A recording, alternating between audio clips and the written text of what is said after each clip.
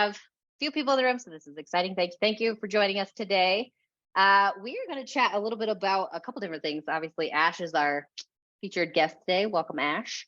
Thank you for having Mia me. from Triple Whale. Thank you for joining us. I'm Sarah with KnoCommerce. We're here to chat today a little bit about all of the things that have been happening in our industry lately. And I'm excited to have Ash's experience with this because Obvi, I think, is kind of leading the way when it comes to testing new things, to really kind of iterating and getting more, what would you say, more sophisticated with how you actually like build your brand.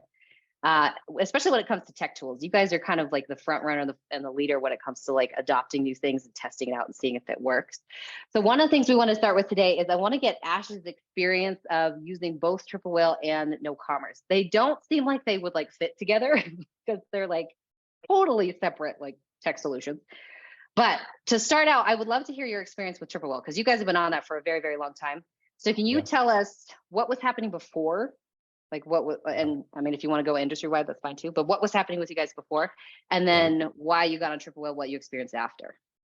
Yeah, so this was about 2020, beginning of 2020. Like this is like when right before iOS update happened and everybody's like, like it's not going to be that bad. Like figure it out as it comes along. And so we were in the process of building out our own like data bank and like try to like link spreadsheets together. Yeah. Like we hired an intern, like just out of college. He was like really good at like SQL and databases and this and that. We're like, all right, perfect. Come here. Like I need somebody to build out reporting for me. Cause I'm literally on like a notepad calculating all the spend from all of my ad accounts, dividing by like revenue and like, we're at a 3x return. Great. Like, all right, fantastic.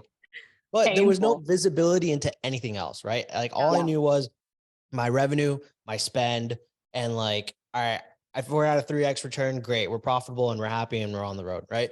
So I was like, okay, we need to build out something where I can track hourly, like what my return on ad spend is, how many new customers came in, returning customers, AOV, all like the stuff that you should just know was not easy to like figure out, right? Yeah. And so like you had platforms like Supermetrics and some of these other Rockerbox or whatever it was, like I wasn't hip to it, right? And this was before like I even found marketing Twitter, right? So no idea what to use. And so we're like, all right, let's just build it out internally. And I see this like, I guess this post in like one of the Facebook groups for like media buyers. And it was AJ. AJ said like, we're coming out with something. Is there any brands that want to like beta test this and that? And I was like, me. You're like, yes, here, right here. And so what's really funny is that the day one this intern came in was the day I had the conversation with AJ and I involved the intern on it. And he told me what he was building and it was Triple Whale. And I looked at the intern, I was like, everything we just hired you to do is done. Oh no. Yeah. Poor person was probably like, wait. Yeah. Like, that's my job. Yeah, my job is done now, right? Job. My gosh. That's so crazy. We had the intern set up everything and he managed it. So like he was good. He had his job. And so that was like one of the biggest things, like instantly was able to tell what was going on a minute to minute basis, right? The key metrics that I wanted to start looking at, which was like new customer acquisition cost, new customer ROAS, new customer AOV, like just how many new customers were coming in. Cause like on Shopify, you have that like graph, but it's just a visual representation of what's happening, but like you can't really get too many insights out of that, right? Yeah. It's really hard to decipher it. Like Shopify is great. Thank you for your graphs. But like, what do I do with this is the problem. Exactly. Yeah. Exactly. So like you want to understand, okay, if I'm spending money, right, today, and I'm generating a 3x return, right? What is my split between new customers and returning customers? How do I optimize accordingly so that I'm only bringing in new customers to fuel the returning customers, right? Yeah. So what ended up happening is this all like started to kind of unfold as we hit that like update for iOS. And so what was happening is that as we started to grow, Facebook was still going after our customers because we weren't really like excluding well and this and that. But the issue is that things were still doing well. So we weren't like, oh, let's figure out where the problem is because there really was no problem, right? And so what ended up happening is we were acquiring customers so quickly. Now the returning customers are coming in. And now Facebook ads are kind of hitting both of these people. And now it's bringing in 50-50. Whereas you really want to bring in a little bit more customers than your returning customers so that you can, fill in this like tank of, potential returning customers. And we hit this update. And then all of a sudden acquisition costs skyrocketed, right? Like overnight. Overnight. Yeah. Overnight. It was like, we had a $25 or $30 NCAC, and then it ended up going to about 100. And we're like, yeah, it was bad. My God. That's when you question everything that you've ever done. And you're like, am I even good at what I do? Your entire existence is coming into question. Yeah. And I'm just like, Tim Cook, like, why'd you do this to me? Like, thanks, guys.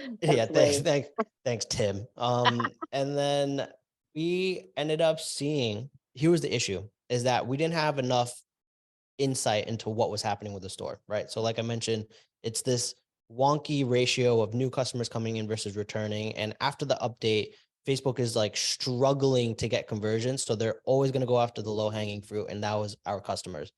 At the time, 50% of the data literally was wiped overnight when Apple forced that update.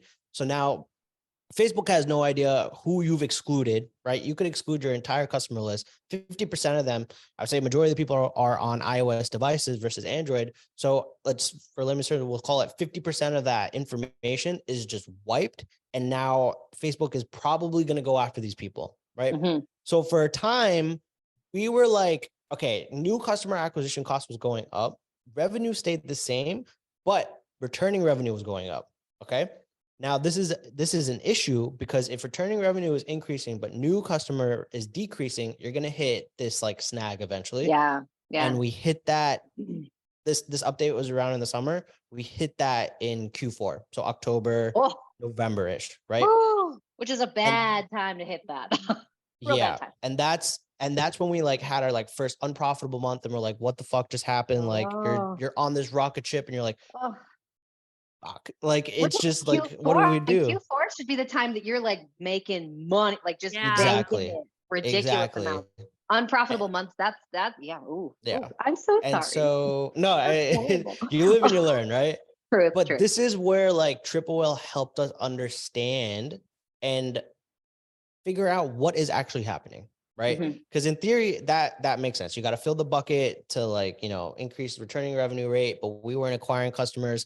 And so what we had to figure out was, all right, we got to be a little bit more like scrappy at making sure that we're acquiring new customers and not just like letting Facebook run and acquiring any orders they possibly can get, right? And so I believe it was in December, January of 21 is when we kind of redid our marketing strategy, right? And that's where we were like, okay, let's start utilizing some of these tools to understand who our customer is.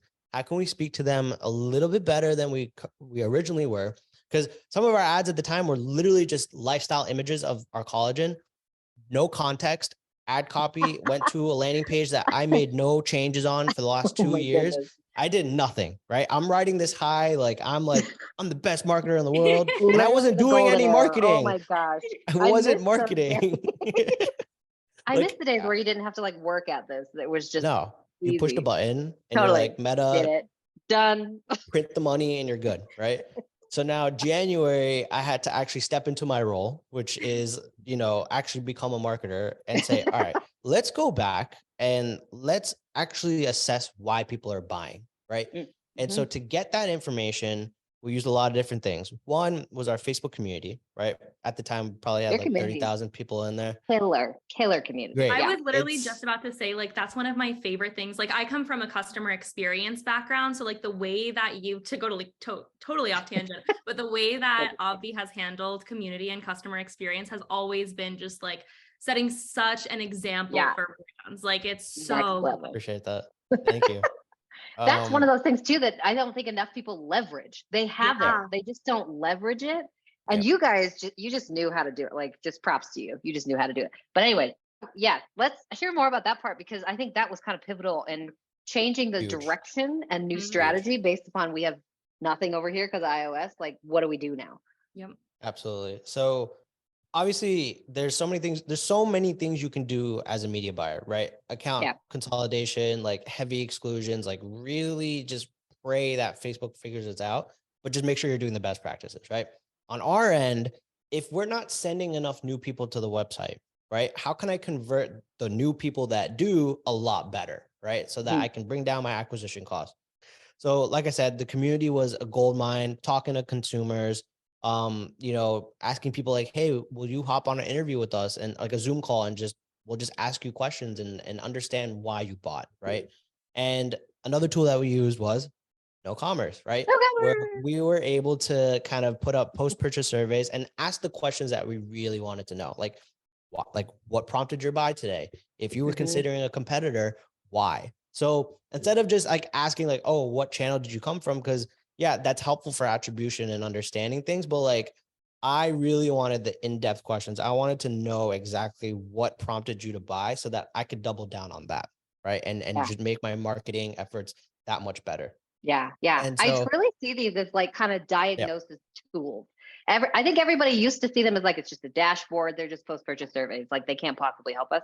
But in general, right now, especially where we sit right now, you got to have something that will help you be the doctor. You need an on-call doctor at this point.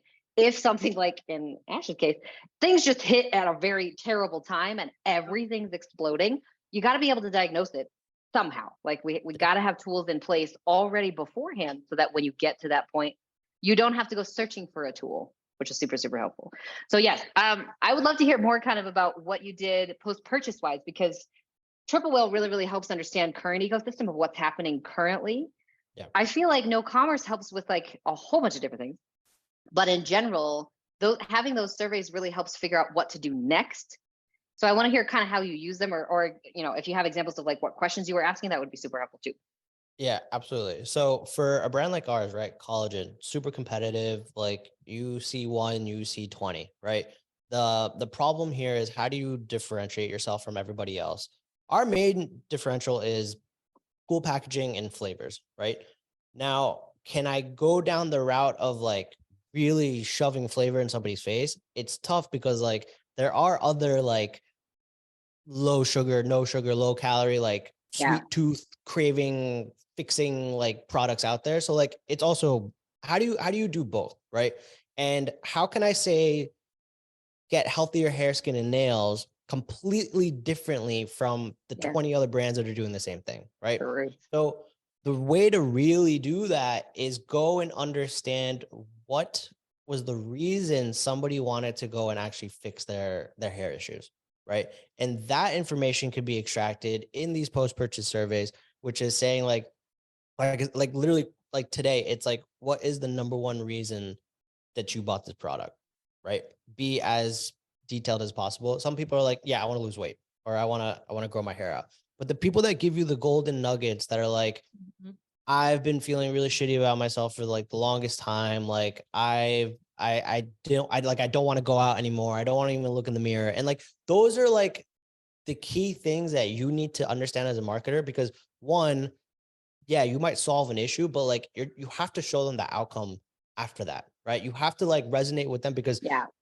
the reason that they're buying is not because like they want healthier hair. It's because like they want to stop seeing hair go down the drain in their shower. They want to like, they want to be able to style their hair without like these clumps coming out and then like not wanting to go out that night, right? So how do you use that messaging and like tailor it into your marketing efforts, right? So when it came to that, I think the way that we've changed our marketing now has moved and transitioned away from like using these UGC creators and doing like, oh, like here's 3 tips that I use collagen for, whatever it is. Everybody else is doing it. You can't get away from it. Everybody's doing it.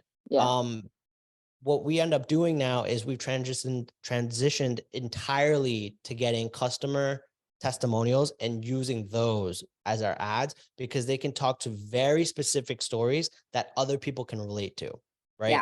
And that authenticity can come through versus some creator that the audience clearly knows is a creator now.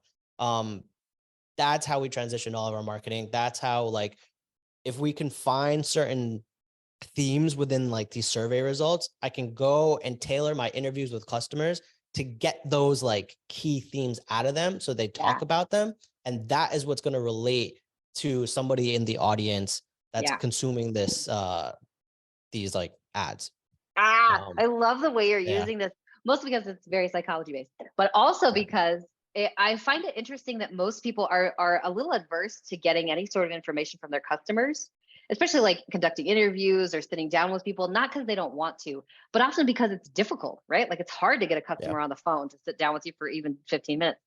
So surveys are a really good way to do this in bulk, to like get insights within seconds that I didn't have to like coerce somebody or like bribe them. Autopilot. Autopilot, yes.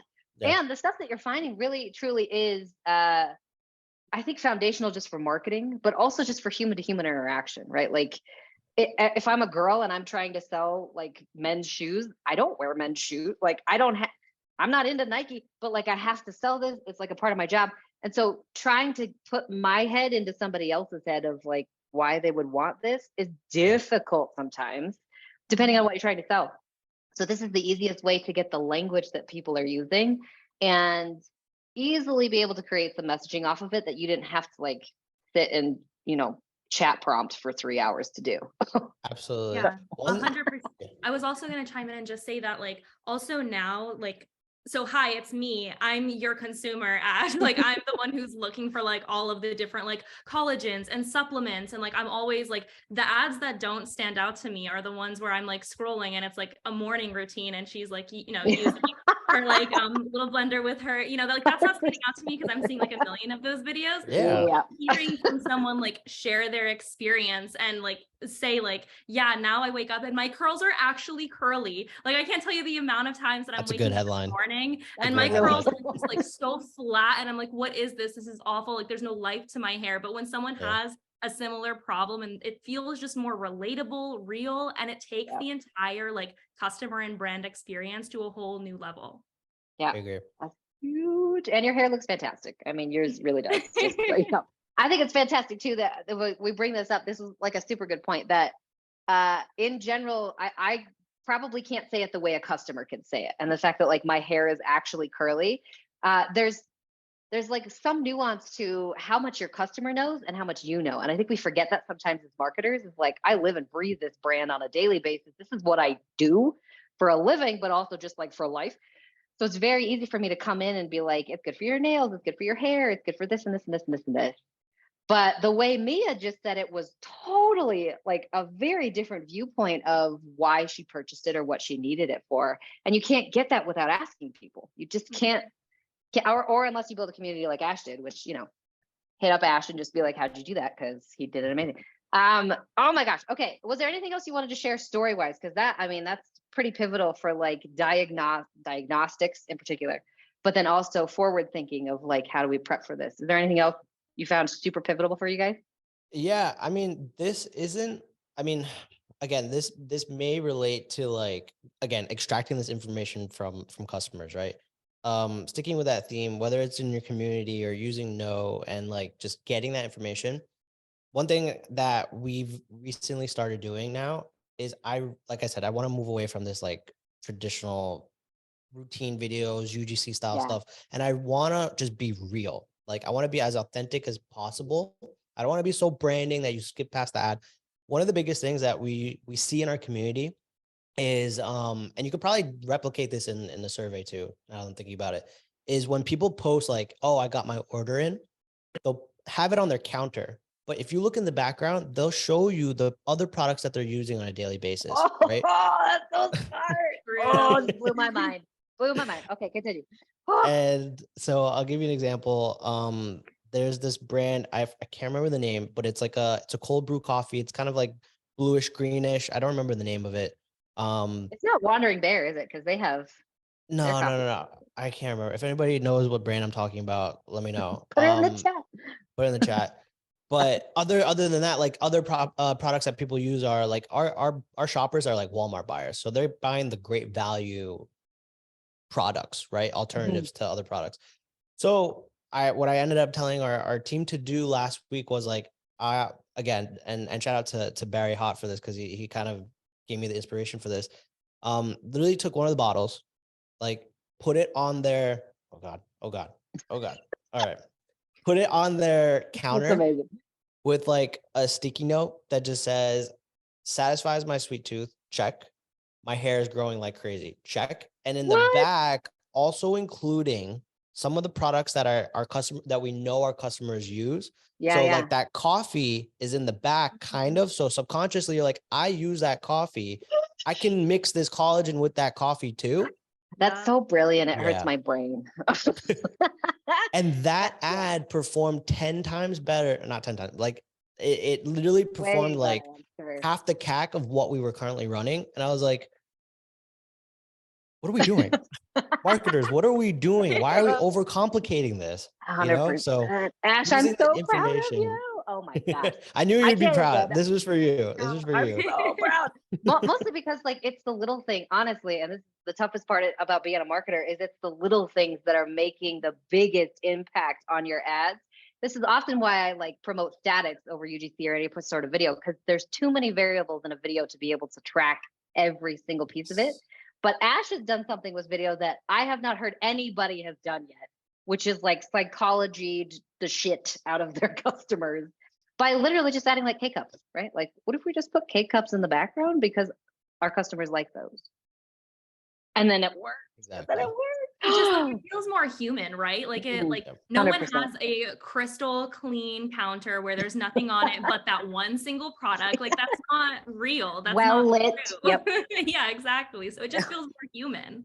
Oh my God. Yeah, that's Ash, it. that's really amazing, it. Ash.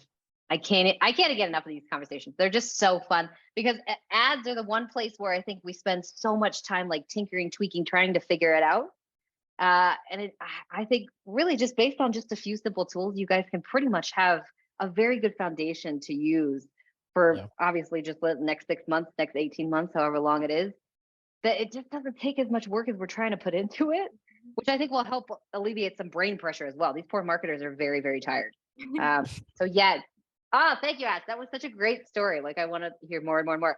One thing I want to do before we like jump into any more that you want to share, because we could talk all day long. Mia, on like the Triple Whale side, you guys have just launched kind of an elite partner program. And I want to talk about like specifically Triple Whale and Know, just because, again, I think a lot of people don't know that these tools are available, or if they do know them, they haven't used them yet. So tell us more about what you guys just launched, because I'm excited for this one. Yeah. So what's up, everyone? Mia Bobak. Hello.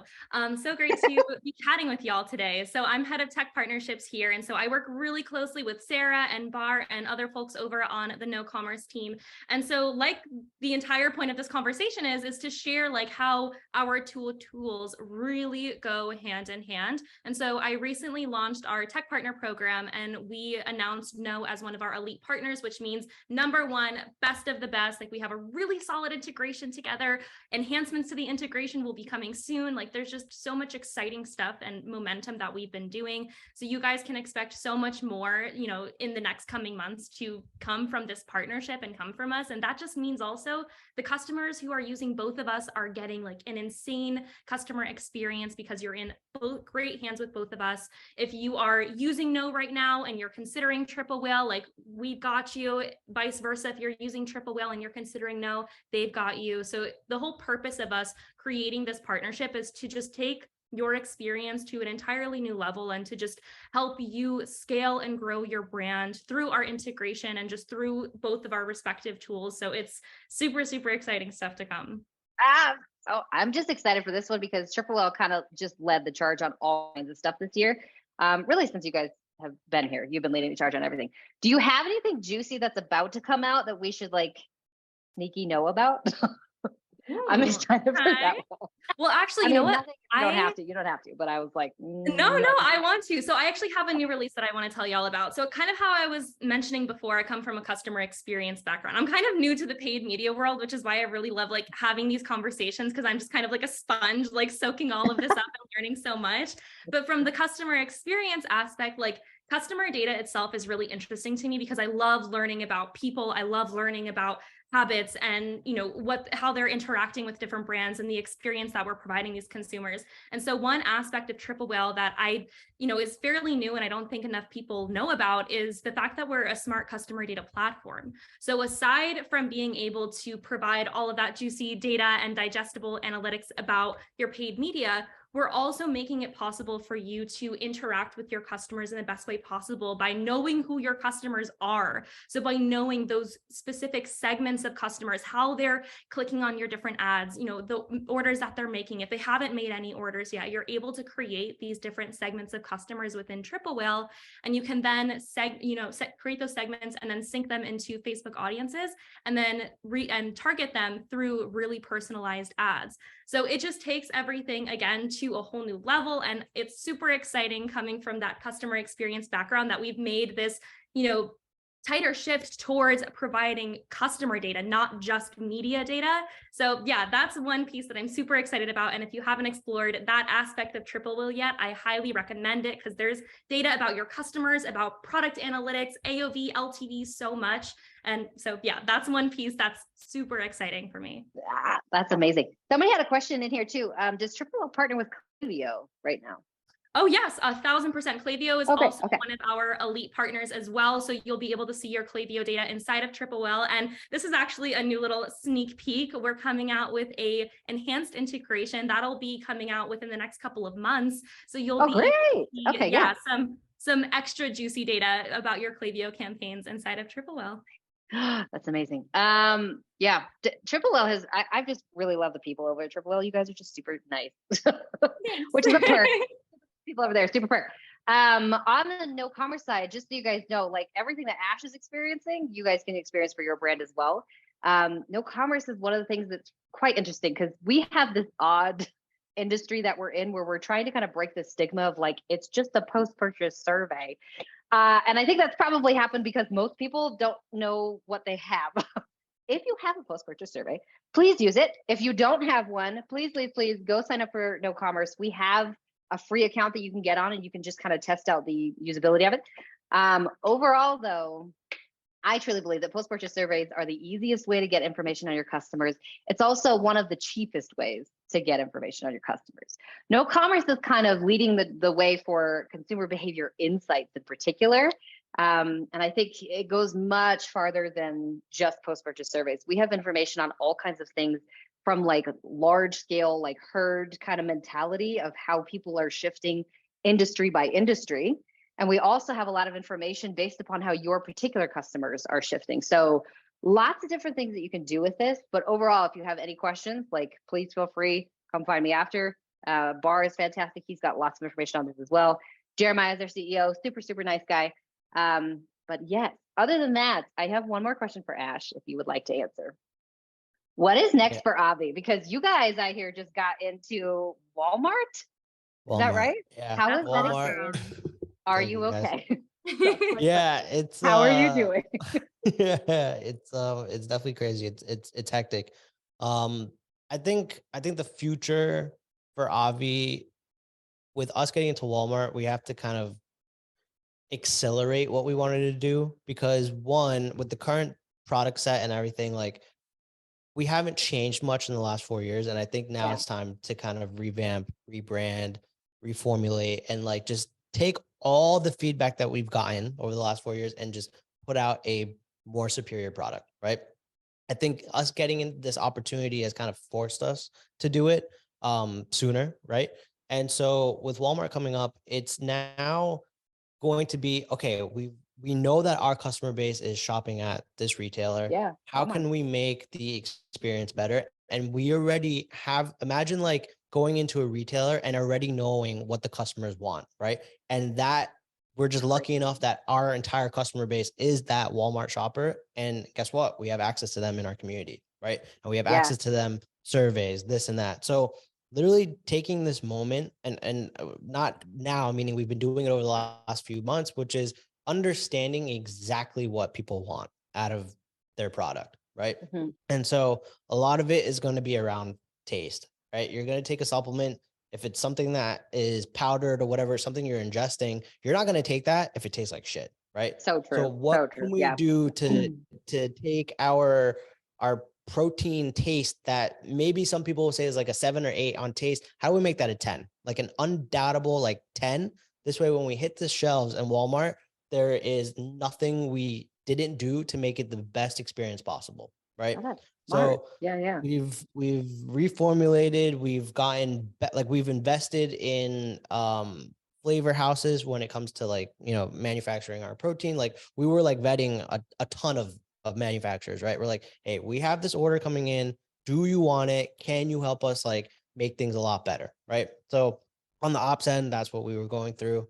On the marketing end, it's like, all right, how do we get these people excited? Like the minute we posted in the community, everyone's like, oh my God, I can't wait. I'm shopping there every week. Like I can't wait to get my Obvi fix whenever I need it. Like that is where we've like up until this point, I feel like we've done everything we possibly could to now set up success for the future of Obvi in a big retailer, right? Yeah. And so and predominantly like collagen is a commodity, and you typically don't, I don't want to say like for D2C, like, yeah, we've gotten to where we are, but to go past that for a commodity, like it's happening in retail, right? Like it's on the grocery list. It's not on like, it's not something where you're shopping. Like shout out to the guys at like CrossNet. Like that is something that is great that you can like see online. You want to buy, like that's a gift, whatever it is. Collagen is, it's not like that. You're not like, oh, like that looks insane. Like it's like, yeah, I need a It's a collagen, but which consumable. one? Yeah. As soon as you get So into consumables, it's a totally different mentality of consumer and a very different psychological subset. Like you can't get away from the fact that this is something that once they run out, they're gonna want more of. Whereas like CrossNet, for that particular example, once you have one of those, do you need more? I don't know. Probably exactly. not. Who It's knows? not on the, it's not on the grocery list. Like, unfortunately, like love you, Chris. It's not on the grocery list, you know? So that's where you have to really understand, like the last couple of years with e-commerce was literally accelerated, right? Yeah. And now I really do feel like we're kind of coming back to where we're supposed to be. If this is what we're supposed to do, this is what we did, right? Now you're kind of, it's, you know, fixing itself. So how do we now make sure that our packaging is perfect for retail placement? Because online you have your landing pages that you can sell, you have your ads, this and that. You literally have 2 seconds, like you're literally glancing from product to product. Versus like you kind of have an ad that's like standing out of all the noise. This is literally one product to product to product. How do I like stand out? And I mean, like this pink stands out, right? But you need more than that. It's like, okay, this, I see this, it looks interesting. What about it is better than the top dog Vital Proteins, right? You have all your like value props on the front. Hey, it's flavored. How about calories, sugar, carbs? Like, is this suit my lifestyle? Yes, it's right there. Flavor looks cool. All the ingredients are on the front. That's what goes into like making a really good, giving you the best chance possible at succeeding in retail, because it's a whole different ballgame. Oh my gosh. Ash is just dropping like a masterclass over here. Just casually know how to do retail. Here you go. I love the packaging part, because they've done multiple studies. Like 93% of consumers in retail purchase things based upon the packaging alone, without ever seeing the product, tasting it, smelling it, whatever it is. 100%. Just the way the product looks. And if you have the capability on the front of your product to list benefits, including a very large one, which is like, this tastes like cinnamon rolls, I'm sold. Like I would buy that yesterday. I have so many more questions I want to ask. Can I ask one more? I'm here. I know I should ask while you're here, because I know you're a busy man. Okay. Last question, and this like pertains to both me and Mia, for anybody who's in tech. How are you evaluating your tech stack right now? Because I've heard a lot of rumors about people who are like, we are cutting things as fast as we can because we just can't afford it right now. Mostly because we're headed into a recession. I mean, it hasn't happened yet, but like consumers are getting a little bit more stingy. So how are you evaluating that? If you would like to share. Yeah, no, absolutely. If this app directly helps me with what I'm doing on acquiring customers and generating revenue, great. Is there an ROI? Great. If this is like, if it's like a time management thing, like how much time is it saving me versus cost, right? So like, is there opportunity cost with it? There's certain, like, I think we've always been lean on our apps, and we've only utilized things that like truly brings us value. And there are some apps that we've tested and we've kind of forgo, like, I don't want to mention names, but like, if it's really not saving us time, if it's not saving anybody on my team's time, then it's axed. If it doesn't have a direct or indirect ROI, then it's axed. And I think also at the end of the day, like, the way that we've kind of assessed things is that we've done this month over month where literally our expenses, we're sorting them from highest to smallest, right? And like, if you are up there and you're not generating an ROI, why are you up there, right? And if you're at the bottom, like echelon, like, fine, like we'll revisit it one day, but like the cut, like the app that costs $30 is not going to save your business, right? But it's the ones that are up here that are like, really, milking us. And so I think at the end of the day, it's purely an ROI driven time saving and just opportunity costs. Yeah. At least There's a fine balance, I think, between I think it's Rabba that said this, convenience and confusion, right? Rabba, just like spit in the fire over there. I think we have a lot of tech that's very, very powerful and helpful. The toughest part about being a brand founder and operator nowadays, I think, is trying to decide which one is going to be most valuable to the business. So I appreciate that you are staying with No and Triple Whale. Thank you. That makes me feel like we're doing something right, because like Ash is still using us. But in general, yeah, that tech stack I think is going to become more and more important, because we have AI that's coming out in different capacities and different forms. It's just going to get more and more, I think, complex as we go along. 100%. So props to Ash for managing so well. You're just so calm all the time. I'm like, how are you living? You're just so calm. Anyways, thank you, everybody. If you stayed till this part, I appreciate you. It's just so fun to chat with people in the industry and just hang out. I see there's a couple more questions in here. We will get back to you guys. One was for Ash about like platform usage and setup and ads and automation and things like that, which you're welcome to answer if you would like. Otherwise, yeah, I can answer pretty quickly.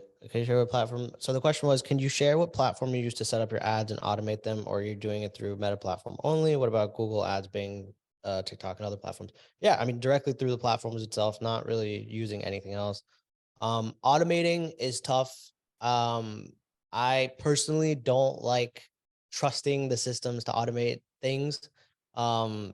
I like to have more control on things, so that's more of a personal thing. But I know Triple has that really cool feature with the rules and everything. Heard a lot of great things about it. So if I were to test anything, it would be through Triple Whale. Love to hear it. But yeah, other than that, everything's directly on each platform. Just so you're at the source of everything. Get it right from the source. And yes, I see your other question about Bazaar Voice, the difference between like the customer interactions in there. I might have to email you, Heidi, if that's okay, because there's like a ton of differences, and I feel like to go over all of them right now, we're like basically at time. Might take a little bit, but I will email you that. Otherwise, thank you everybody for attending. This was fun. Thank you, Ash. And, a lot of fun. Oh my God, I must call you Heidi. Thank you for having me. Thank you guys. Thank you, Mia. We'll see you guys later. Have a good day, everybody. Yeah, chat soon, everyone. Bye. Bye. Take care.